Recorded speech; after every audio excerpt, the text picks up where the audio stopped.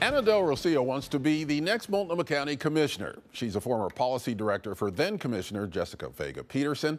She's been a teacher, a member of the David Douglas School Board, and was co-chair of the Multnomah County Charter Review Committee. Also the first executive director of the Oregon Futures Lab, which helps launch people of color into political careers. A graduate of USC, Ana did her graduate work at the Harvard Kennedy School of Government. Ana Rocio, welcome to Eye on Northwest Politics. Thank you so much for having me. If elected Multnomah County Commissioner, what will be your #1 priority? We're facing a set of interlocking crises around housing and homelessness, mental health and addiction, and community safety. What we need in District 3 is someone who understands the specific needs of our communities. I've lived on both sides of 205, and I know that people are really concerned about not just getting their neighbors immediately into housing who are unhoused, but also housing affordability for families at all income levels, whether they're facing rises in their rent or overall inflation has made their budgets tight month to month. They're concerned about their long-term economic security. So for me at the county, looking at District 3's long-term economic prosperity will be an important part of my work. What's unique about District 3 and East Portland? Are there different challenges in that part of the city as opposed to, say, downtown? I'm so proud to be running to represent East Portland. It's where I'm choosing to raise my children. We have a vibrant cultural set of communities that are really looking out for one another, caring for one another, small businesses and entrepreneurs who form the backbone of our hyper-local economy. But we have faced significant threats to our dignity and security over the past truly decades that have resulted in a lot more economic distress, spikes in gun violence, and really inequitable outcomes in education across the board. So for someone to represent District 3, they ought to be aware that there are unique crises that have been decades long in the making facing our communities, and that it's time that we have a vision that is much grander and really worthy of our communities. We can't just set the bar at ending housing and ending homelessness and hunger. We deserve to have paths to thriving communities that include arts and culture, that include community centers, that include small businesses, and I think it's time that we elect someone who can deliver on that. You've said in your campaign materials that thousands of people homeless on our streets, especially in Portland, is a failure of policy. That's right. So what needs to change at the county level, in your opinion?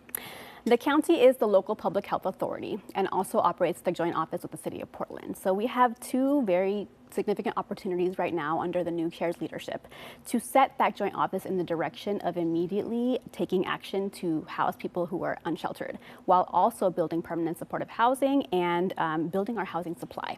When it comes to the public health side, that's really where Multnomah County stands to shine and really needs to address its behavioral health workforce shortage to supplement any housing intervention with robust behavioral health treatment options. That includes mental health and addiction services to really wrap around and make sure that people stay housed. Do we have the infrastructure in place in Multnomah County to accomplish that goal? We're building it. I think that what we're going to need is a truly regional approach, regional solutions to regional problems. And that's why I'm so proud to have earned the most endorsements of elected and appointed officials at every level of government across the region who know that, I'm someone who will lead inclusively, someone who will really bring stakeholders to the table to grow our infrastructure. We've talked about, you mentioned the Joint Office of Homeless Services, and in prior interviews that I've done here, there has at times seemed to be a disconnect between the county and the city in dealing with the homeless crisis. How would you characterize that, and how can that chasm be bridged?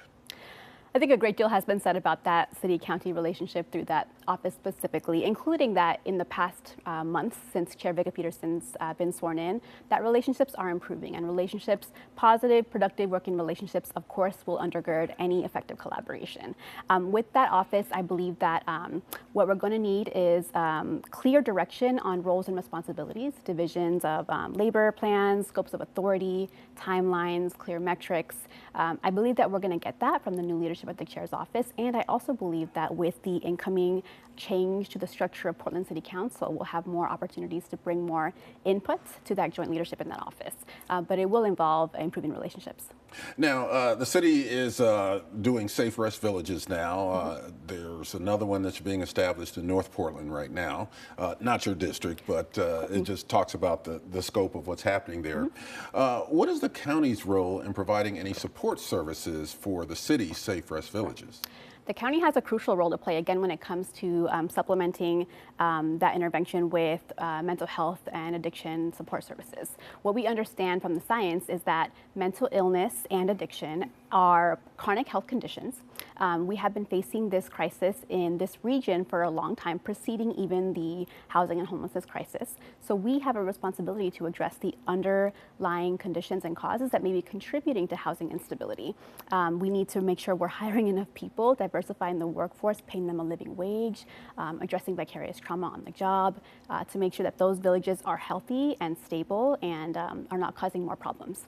Your campaign website also talks about environmental justice. What does that mean, and what role would the county play in that? Environmental justice looks at people and planet as one. We can't talk about the planet as if it were somehow devoid of the people who live on the planet, and we have to make sure that any policy that we're advancing takes care of both. For the county, again, as a local public health authority, we need to make sure that we are addressing and really prioritizing the health and safety of people, particularly as the climate continues to change. We're going to see heat spikes this weekend. We're going to continue to see climate crises. The county is equipped and needs to be ready to really come in and provide weatherization, heating and cooling, emergency shelter support, addressing vulnerable populations. That will be part of my job. How does your prior experience fit into what you're trying to do now? So my experience at Multnomah County actually precedes that of any sitting commissioner, including the chair. I've been serving Multnomah County as a public official since 2015. I co-founded and co-chaired the first Community Budget Advisory Committee for the largest department at the county, the health department, and through that actually won a Public Health Hero Award from the former county chair's office for my work preserving and expanding youth violence prevention programs. I've been on the inside. I know what it takes to collaborate and pull levers to get things done, and I'm ready to do that as the next county commissioner. Would there be any other priorities that you're looking at that we haven't discussed here? I've heard a lot about the concerns that folks are having with the implementation of preschool for all. We have received a lot of investments in and a commitment across the board that this is an important area to invest in from the 0 to 5 age group.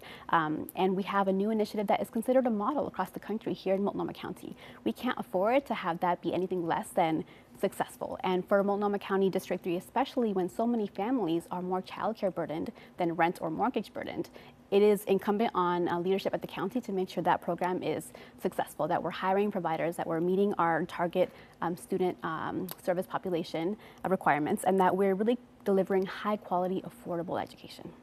Anna Del Rocio, thank you for joining me on Eye on Northwest Politics. Thank you so much.